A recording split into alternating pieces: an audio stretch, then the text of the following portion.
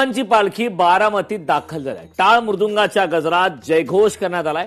वारकऱ्यांकडून अजितदादांच्या आठवणींना यावेळी उजाळा देण्यात आलाय. बारामतीत पालखीचे आगमन होताच अजितदादांच्या आठवणींना उजाळा देण्यात आलाय. यावेळी वारकऱ्यांनी भावनिक होत भावना व्यक्त केल्या. या संदर्भात वारकऱ्यांशी संवाद साधलाय आमचे प्रतिनिधी सुंदर कुसाळकर यांनी.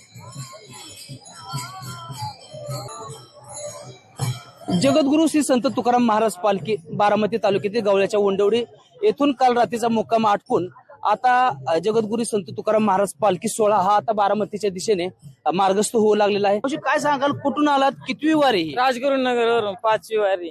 5वी वारी. काय कुटुंबाची आठवण, काय मुलाबाळांची आठवण, काय? अजिबात येत नाही. पांडुरंगाच्या दर्शनाला आल्यानंतर कुटुंबाची अजिबातही आठवण येत नाही आणि एकदम मन प्रसन्न राहते आणि एकदम आनंदात सगळे वारकरी नाचत हसत खेळत पंढरीच्या पांडुरंगाचं दर्शन घेण्यासाठी जातात. आजीदादांची खूप खूप आठवण येते, कारण आजीदादा नाही तर बारामती आज सुनी सुनी वाटते.